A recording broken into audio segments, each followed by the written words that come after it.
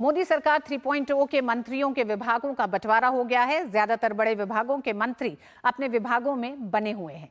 राजनाथ सिंह रक्षा, अमित शाह गृह, निर्मला सीतारमण वित्त, नितिन गडकरी सड़क परिवहन और राजमार्ग और पीयूष गोयल वाणिज्य और उद्योग मंत्री बने रहेंगे।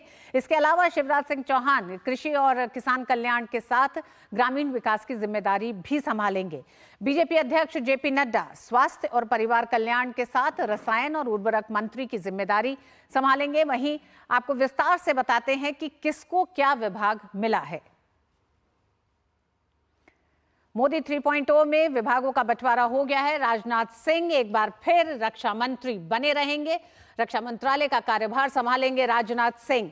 तो ये कुछ महत्वपूर्ण विभाग हैं जिनको लेके कई चर्चा हो रही थी लगातार, लेकिन उन तमाम चर्चाओं को दरकिनार करते हुए वहीं अमित शाह गृह मंत्रालय और सहकारिता मंत्री रहेंगे। ये दोनों मंत्रालय एक बार फिर अमित शाह के पास ही है। गृह मंत्रालय और सहकारिता मंत्रालय दोनों ही मंत्रालय अमित शाह के पास हैं। संदेश बहुत साफ है मोदी 3.0 का। नितिन गडकरी एक लंबे समय से जिस तरह से देश में इंफ्रास्ट्रक्चर डेवलपमेंट को लेकर लगातार काम करते रहे हैं, उसी के तहत कंटिन्यूटी के जनादेश के साथ ही सड़क परिवहन और राजमार्ग मंत्री नितिन गडकरी बने रहेंगे मोदी 3.0 में।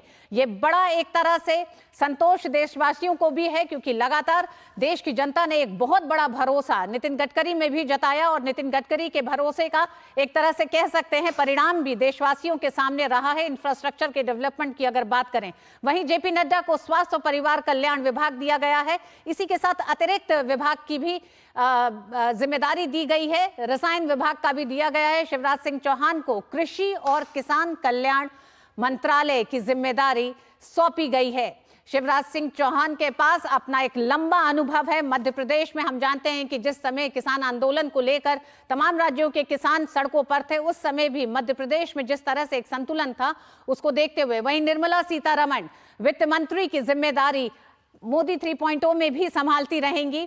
एक लंबे समय से तमाम आर्थिक सुधारों की एक तरह से रोड मैप के साथ जिस तरह से मोदी सरकार आगे बढ़ रही है, और उन आर्थिक सुधारों का एक बड़ा असर न सिर्फ देश की अर्थव्यवस्था पे दिखाई दिया है, बल्कि पांचवी मजबूत भारत की अर्थव्यवस्था पे भी दिखाई देता है। वहीं एक और बड़ा चेहरा विदेश मंत्री एस जयशंकर भारत की विदेश नीति में एक बड़ा परिवर्तन लेके आए हैं। पिछले 5 साल में 2019 के बाद से एक पैराडाइम शिफ्ट देखा गया विदेश नीति में, और इस विदेश नीति को लगातार उसी रफ्तार उसी धार के साथ आगे बढ़ाते रहेंगे। एस जयशंकर विदेश मंत्री मोदी 3.0 में बने रहेंगे। तो ये 4 बड़े पद हैं जो सीसीएस के थे।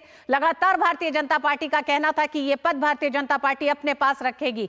पीयूष गोयल वाणिज्य और उद्योग मंत्री, उद्योग जगत में एक बड़ा भरोसा जगाया पीयूष गोयल ने अपने पूरे कार्यकाल के दौरान, और वाणिज्य और उद्योग मंत्री पीयूष गोयल इस पदभार को मोदी 3.0 में भी एक बार संभालते दिखाई देंगे। इसी के साथ तमाम अन्य विभागों में मनोहर लाल ऊर्जा और शहरी विकास मंत्रालय की जिम्मेदारी संभालेंगे। हरियाणा से मनोहर लाल एक बार फिर एक तरह से मोदी 3.0 में उन नए चेहरों के तौर पर हैं, अनुभवी हैं, अपने अनुभव का सही इस्तेमाल के साथ मोदी 3.0 में शामिल हैं। धर्मेंद्र प्रधान शिक्षा मंत्री रहेंगे।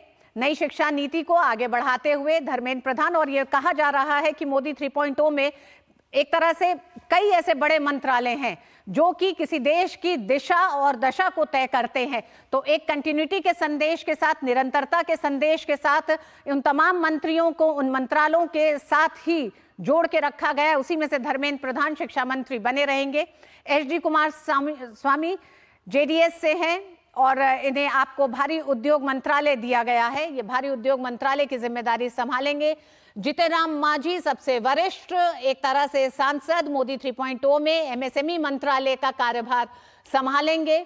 बिहार में तमाम ऐसे एमएसएमई एक तरह से कह सकते हैं कि उद्योग हैं जिनमें एक नई जान फूंकने की जरूरत है। जीतन राम मांझी को एमएसएमई मंत्रालय का कार्यभार दिया गया है। एक बड़ी जिम्मेदारी के साथ मोदी 3.0 में जीतन राम मांझी इस मंत्रालय की जिम्मेदारी संभालेंगे। लल्लन सिंह जेडीयू के बड़े नेता पंचायती राज, मत्स्य पालन और पशुपालन मंत्री के तौर पर नियुक्त किए गए हैं। लल्लन सिंह को यह बड़ा विभाग दिया गया है जिसकी जिम्मेदारी के साथ ही ललन सिंह और जेडीयू के तमाम मंत्री जो हैं अब एक तरह से इस देश के विकास में एक नई रफ्तार लेके आएंगे। सर्बानंद सोनोवाल जहाजरानी मंत्री, ये मंत्रालय एक समय नितिन गडकरी के पास होता था। अब सर्बानंद सोनोवाल जहाजरानी मंत्रालय का कार्यभार संभालेंगे। मोदी 3.0 में डॉक्टर वीरेंद्र कुमार सामाजिक न्याय और अधिकारिता मंत्रालय का कार्यभार संभालेंगे। मोदी 3.0 में विभागों का बंटवारा हो चुका है और लंबा इंतजार किया जा रहा था। शाम को पहली कैबिनेट के फैसलों के साथ ही ये इंतजार लगातार बढ़ता जा रहा था, जो इंतजार दिन में रहा था, लेकिन शाम होते होते 8 बजे तक ये तमाम मंत्रालयों और विभागों का बंटवारा। राम मोहन नायडू टीडीपी के सबसे युवा नेता है, नागरिक उड्डयन मंत्री, और हमने देखा है कि नागरिक उड्डयन मंत्रालय को युवा नेताओं को एक लंबे समय से सौंपा जाता रहा है और उसका एक असर दिखता है। प्रहलाद जोशी उपभोक्ता, खाद्य और सार्वजनिक वितरण मंत्रालय संभालेंगे। और कुछ नए एक तरह से एनडीए घटक दलों के चेहरों में जुएल ओराम जनजातीय कार्य मंत्री हैं, भारतीय जनता पार्टी से ये नेता हैं। जुएल ओराम जनजातीय कार्य मंत्री का पदभार संभाल रहे हैं और तमाम ये सभी मंत्री कल सुबह से अपने पदभार अपने दफ्तरों में पहुंचेंगे ऑफिस का चार्ज लेने के लिए। मोदी 3.0 में विभागों का बंटवारा किया जा चुका है। एक लंबा इंतजार एक तरह से कह सकते हैं, कल शाम से ही इंतजार था। गिरिराज सिंह को कपड़ा मंत्रालय का पदभार दिया गया है। कपड़ा मंत्रालय की जिम्मेदारी गिरिराज सिंह संभालेंगे। बेगूसराय से आप आते हैं अश्विनी वैष्णव। अश्विनी वैष्णव पे दोहरी जिम्मेदारी। रेलवे मंत्रालय उनके पास पहले भी था 2.0 में, और अब सूचना प्रसारण और आईटी मंत्री, आईटी मंत्रालय और रेलवे मंत्रालय उनके पास था। सूचना मंत्रालय भी अब अश्विनी वैष्णव के पास है। ज्योतिरादित्य सिंधिया दूरसंचार पूर्वोत्तर क्षेत्र विकास मंत्रालय, एक बड़ी जिम्मेदारी ज्योतिरादित्य सिंधिया को दी गई है। नॉर्थ ईस्ट मिनिस्ट्री के तौर पर पूर्वोत्तर क्षेत्र का जो विकास लगातार किया गया है 10 साल में, उस विकास को किस तरह से आगे लेके जाना है, उसमें ज्योतिरादित्य सिंधिया की भी बड़ी भूमिका होगी। साथ ही मोदी 3.0 में भूपेंद्र यादव पर्यावरण और वन मंत्री। भूपेंद्र यादव इस जिम्मेदारी को मोदी 2.0 में भी संभाल रहे थे। समीर चौगांवकर हमारे साथ जुड़े हुए हैं, वरिष्ठ पत्रकार हैं। गजेंद्र सिंह शेखावत संस्कृति और पर्यटन मंत्री। समीर जी, किस तरह से आप देखते हैं मंत्रालयों के विभागों के बंटवारे को? कैबिनेट वही, नई चेहरे, क्या संदेश दे रहा है मोदी 3.0 का कैबिनेट? देखिए, मुझे लग रहा है कि प्रधानमंत्री मोदी का ये जो मंत्रालय का जो मोदी 3.0 का जो डिस्ट्रीब्यूशन हुआ है, जो सबको मंत्रालय दिए गए, लगभग वैसे ही मंत्रालय दिए गए हैं जो 2019 के अंदर ये माना जा रहा था कि सीसीएस के अंदर जो सबसे पावरफुल माना जाता है कैबिनेट कमेटी ऑफ सिक्योरिटी, वो सारे मंत्रालय उन्हीं के पास रहे हैं। कोई उसमें बड़ा परिवर्तन नहीं हुआ है। कुछ ऐसे शिवराज सिंह चौहान जो मध्य प्रदेश के मुख्यमंत्री रहे, बड़े नेता रहे, कृषि मंत्रालय के बारे में कहा जा रहा था कि कृषि मंत्रालय मिलेगा। मनोहर लाल खट्टर जो मुख्यमंत्री हरियाणा के 10 साल रहे, उनके लिए अर्बन डेवलपमेंट का जिक्र था, शायद वो भी उन्हें मिला गया है। सभी मंत्रालय मुझे लग रहा है कि जो जिस हिसाब से रहा है, एक बढ़िया मंत्रालय का वितरण हुआ है।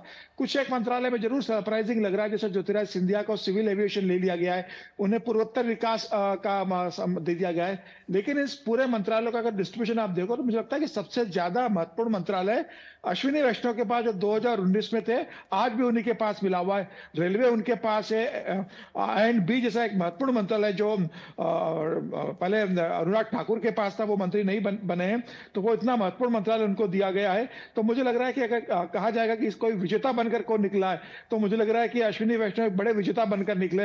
इस जो भागदौड़ मारकाट मची हुई थी कि सहयोगी दल बड़े मंत्रालय मांग रहे थे, दूसरे लोगों का प्रेशर था, ये बताता है कि प्रधानमंत्री मोदी का अश्विनी वैष्णव पर कितना ट्रस्ट है कि रेलवे जैसा बड़ा मंत्रालय जिसमें उन्होंने बहुत बेहतर प्रदर्शन किया था, रेलवे के जितने नए प्रोजेक्ट आए, बुलेट ट्रेन का हो, और बहुत पढ़े लिखे आदमी है, जमीन से जुड़े आदमी है, डिलीवर करना जानते हैं। रेलवे में जिस हिसाब से उन्होंने डिलीवर किया, इंफॉर्मेशन टेक्नोलॉजी में उन्होंने जिस हिसाब से डिलीवर किया, मुझे लगता है कि उन्हें इनाम मिला है कि उन्हें I&B इंफॉर्मेशन ब्रॉडकास्टिंग का भी एक मंत्रालय, बड़ा मंत्रालय होता है, वो भी दिया गया है। ज्योतिराज सिंधिया जरूर मायूस होंगे कि ज्योतिराज सिंधिया को लग रहा होगा कि मुझे पूर्वोत्तर भेज दिया गया, जहां का मुझे कुछ जानकारी नहीं है पूर्वोत्तर की, मुझे भी कोई अच्छा मंत्रालय मिल जाता। लेकिन समीर साहब, पूर्वोत्तर मंत्रालय एक ऐसा मंत्रालय रहा जिसमें 10 साल में एक तरह से केंद्र सरकार ने जो काम किया उसके बड़े असर भारतीय जनता पार्टी को अगर हम उसके अपने विस्तार की बात करें उसमें तो दिखाई देता है, लेकिन पूर्वोत्तर राज्यों के लोगों का भरोसा और विकास, इंफ्रास्ट्रक्चर डेवलपमेंट, उस लिहाज से भी देखें तो जहां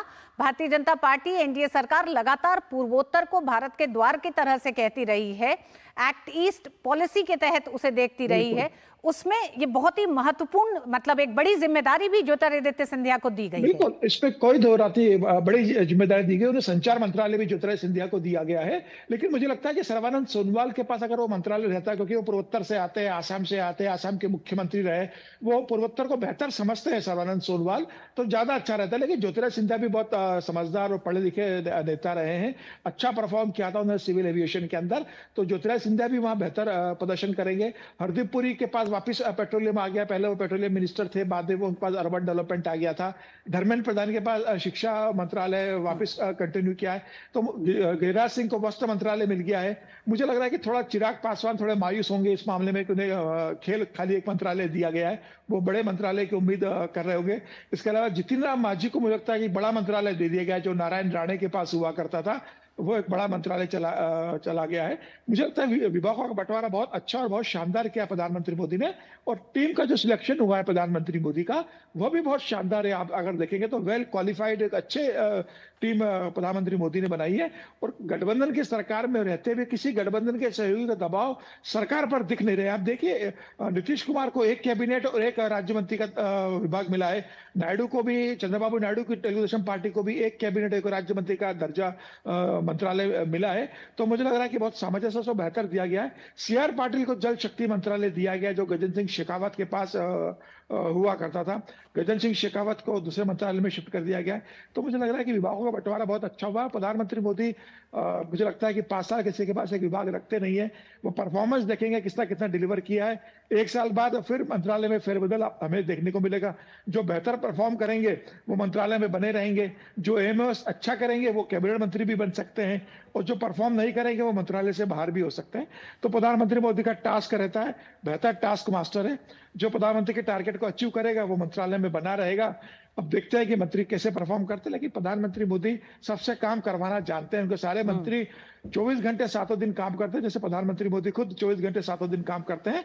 जब प्रधानमंत्री खुद 24 घंटे और 7 दिन काम करेंगे बिना किसी छुट्टी दिए, तो मुझे लग रहा है कि मंत्रियों को भी ये जिम्मेदारी बढ़ती है कि जब हमारे प्रधानमंत्री 7 दिन काम कर रहे हैं। जी समीर जी, प्रधानमंत्री नरेंद्र मोदी ने अपना पहला ही दिन शुरुआत की एक ऐसे हस्ताक्षर के साथ जिसमें किसान सम्मान निधि योजना की 17वीं किश्त जारी की। साथ ही साथ उन्होंने एक जो बड़ा फैसला लिया वो पीएम आवास योजना के तहत लिया, 3 करोड़ अतिरिक्त घरों का। क्या आप ये मानते हैं, प्रधानमंत्री नरेंद्र मोदी का कहना सरकार मतलब सामर्थ्य, समर्पण की ऊर्जा, यानी कि जो समर्पण की बात की जा रही है, कैबिनेट के सीसीएस के जो शुरू के जो 3-4 मंत्रालय हैं, उन मंत्रालयों के साथ भी एक संदेश क्या आपको लगता है उस समर्पण भाव में जनता को भी दिया है कि इंफ्रास्ट्रक्चर के साथ, विदेश नीति के साथ, विकास के साथ और गृह मंत्रालय के साथ किसी तरह की न छेड़छाड़ करके, तो तमाम जो नीतियां बनी हैं चाहे राज्यों के लिहाज से, गृह मंत्रालय के लिहाज से, उसमें किसी तरह की कोई छेड़छाड़ नहीं होगी और वो उसी ताकत, उसी दृढ़ संकल्प के साथ और उसी कठोर फैसलों के साथ आगे बढ़ेगी? बिल्कुल, देखिए, आप जयशंकर विदेश मंत्री थे, उन्होंने बहुत बेहतर परफॉर्म किया, उन्हें कंटिन्यू ये माना जा रहा था कि जयशंकर विदेश मंत्री बनेंगे। अमित शाह जी ने जिस तरीके से धारा 370 हटाने की भूमिका निभाई, जिस तरीके से सिक्योरिटी पर उन्होंने बहुत ध्यान दिया, गृह मंत्रालय बेहतर तरीके से अमित शाह जी ने संभाला है, तो तय था कि अमित शाह जी गृह मंत्री बने रहेंगे। राजनाथ सिंह ने रक्षा के क्षेत्र में बहुत अच्छा परफॉर्म किया, तो उनका तय था। निर्मला सीतारमण वित्त मंत्री के रूप में बेहतर परफॉर्म कर रही थी। अभी तो बजट आने वाला है कुछ ही दिनों में, इसी महीने बजट आएगा सरकार का, अगले महीने पूर्ण बजट आएगा, तो निर्मला सीतारमण बजट पे काम कर रही थी, तो पता था कि 4 मंत्रालय में बहुत ज्यादा परिवर्तन नहीं होगा। नितिन गडकरी ने रोड पर जिस तरीके से परिवहन और रोड के अंदर जिस तरीके से जाल बिछा दिया है हाईवेज का, और जिस तरीके से सड़क पर बेहतर काम किया है, यह भी तय था कि नितिन गडकरी के पास वह मंत्रालय रहेगा। यह भी तय था कि रेलवे में जिस तरीके से काम किया है अश्विनी वैष्णव ने, उनके पास वह विभाग बना रहेगा। तो मुझे लगा कि प्रधानमंत्री मोदी ने सभी मंत्रियों से एक बेहतर काम करवाया, और जब ऊपर जब दिखता है मंत्रियों की हमारा प्रधानमंत्री ईमानदार है, 24 घंटे काम करता है, और प्रधानमंत्री का तो मूल मंत्र रहा है कि समर्पण की भाव से काम करो, और प्रधानमंत्री तो उनको पूछते जिन्हें कोई नहीं पूछता था, उन्हें पूछते भी और उन्हें पूछते भी है। गरीबों के लिए प्रधानमंत्री आवास बनते रहे। आप उज्ज्वला योजना देखिए कि सिलेंडर महिला को दी गए, हर घर नल से जल की व्यवस्था प्रधानमंत्री मोदी ने की, शौचालय की व्यवस्था प्रधानमंत्री मोदी ने की, ड्रोन दीदी प्रधानमंत्री मोदी का दिया हुआ है, पायलट अब बताया प्रधानमंत्री मोदी ने समीर जी, बहुत कम समय है, बहुत संक्षेप में विपक्ष, अच्छा आप हमारे साथ बने ही हुए हैं, बहुत संक्षेप में, या फिर हम एक ब्रेक लेते हैं, ब्रेक के बाद आते हैं और आपसे सवाल को आगे जारी रखते हैं, वक्त एक छोटे से ब्रेक का। जी।